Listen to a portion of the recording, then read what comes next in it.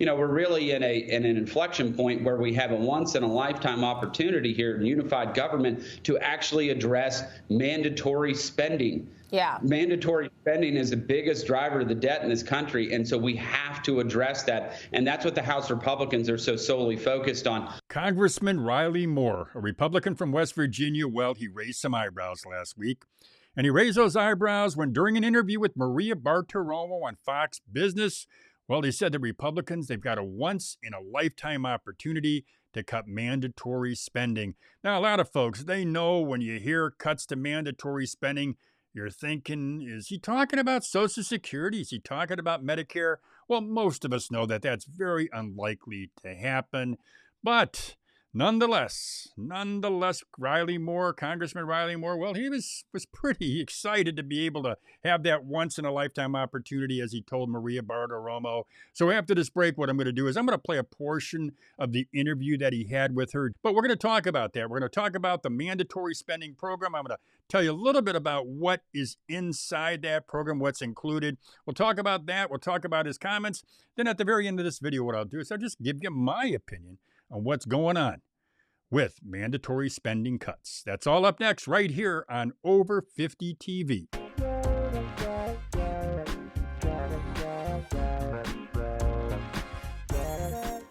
Welcome back to Over 50 TV. My name is Lou Reyes. Well, as I said before that break, what I want you to do is I want you to watch a portion of an interview that Congressman Riley Moore, a Republican from West Virginia, that he had with Maria Bartiromo on Fox Business. And during that interview, what he said is he was had a once-in-a-lifetime, the Republicans had a once-in-a-lifetime opportunity to cut into mandatory spending. And when he says a once-in-a-lifetime opportunity, it's because the Republicans control the Senate and they control Congress. And yeah, they can get the budget cuts that they want to get through. Of course, there's going to be a fight. There's going to be a fight among themselves, among Republicans, and then there's also going to be a battle with the Democrats as well. But yes, he's very eager to cut into mandatory spending. And it did raise a lot of eyebrows because folks are wondering, is he talking about Social Security? Is he talking about Medicare? If you're somebody who's retired or getting near to retirement, well, you know what? You're going to be worried. You're going to be concerned about it. So let's just get into the interview that he had with Maria Bartiromo. Congressman, you've got lots of different groups within the Congress who have their own priorities, whether it's the priority of cutting spending or the priority of lifting the SALT deduction. How will this all come together? And do you feel that the Republicans are united in just getting President Trump's agenda through? Well, just last week, I was at the White House with a group of Republican lawmakers there in the House where we were discussing that path forward. And not only did we meet there for almost over 4 hours at the White House, we then met in Speaker Johnson's office later that evening. We were very close, and there was a very, very productive conversation that we had. I think we can do all of these things that we're discussing, and that's the idea here of doing one big, beautiful bill, as the president has called it. And we can reduce mandatory spending while also extending the Trump tax cuts.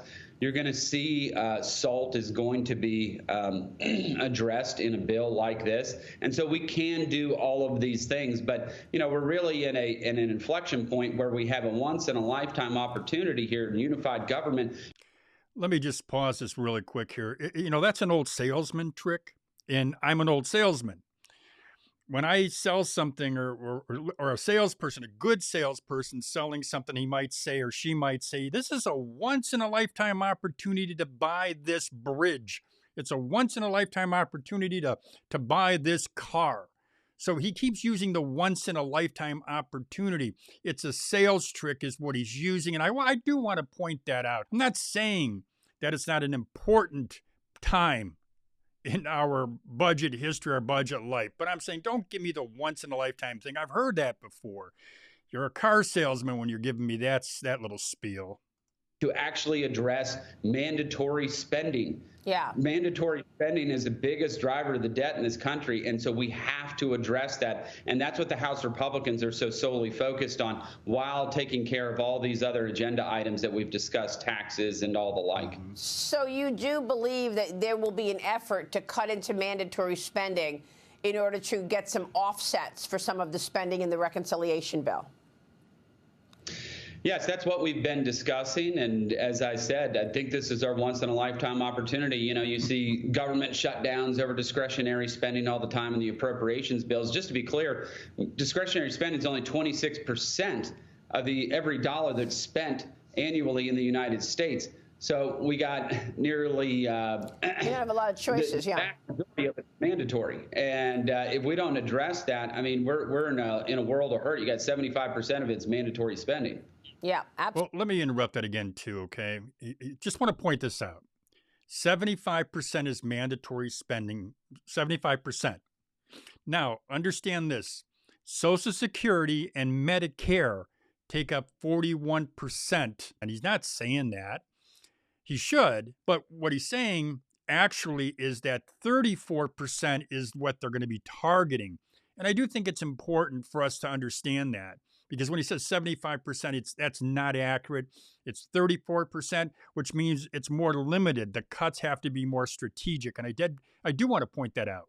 Absolutely. Well, we've been talking about this a lot recently because what I'm told is what looks like it's mandatory may not be actually Social Security or Medicare and Medicaid and be mandatory at all. Riley Moore, thank you, sir. Did you understand what she just said? Because I certainly did not. Well, that was enlightening, I think. Regardless of that, let me just tell you what mandatory outlays, what mandatory spending is. And I've got this chart here I pulled. It's from the federal budget in fiscal year 2023, and it shows mandatory outlays of about $3.8 trillion. Now, it breaks down in detail what those outlays are, and fairly good detail anyway. And I don't know if you can tell exactly here, but it shows that $1,563 billion are for major health care programs, and then it itemizes each one of them, showing Medicare, Medicaid, and other. It shows Social Security, $1.348 trillion, breaks that down there. Shows income security programs, and it breaks that down in some detail. And it also shows federal civilian and military retirement benefits, $197 billion, certain veterans programs, $170 billion, and then other programs, which include veterans income security, other deposit insurance, personal benefit guarantee corporation, and then it says other. But I'll go ahead and put a link to this chart in the description box of this video, just so that you can check it out for yourself and see exactly what we're talking about here. Well, there you go, my friends. I hope you found that interview with Maria Bartiromo and Riley Moore. I hope you found it interesting and helpful. I did want to point some things out that I think needed to be pointed out. I do know that there were quite a few folks, as I said in the beginning of this video, whose eyebrows were raised. As soon as you hear mandatory cuts, you're wondering, what are they talking about? Could it be Social Security cuts or Medicare cuts? Well, President Donald Trump, during his run-up to the election and certainly afterwards, he has sworn that he will not touch either one of those programs. But there are other cuts that will be made, and they will have a big impact on a lot of folks out there. So check out the links in the description box if you want more information. Want to watch the entire video, I'll have a link to that entire video in the description box as well.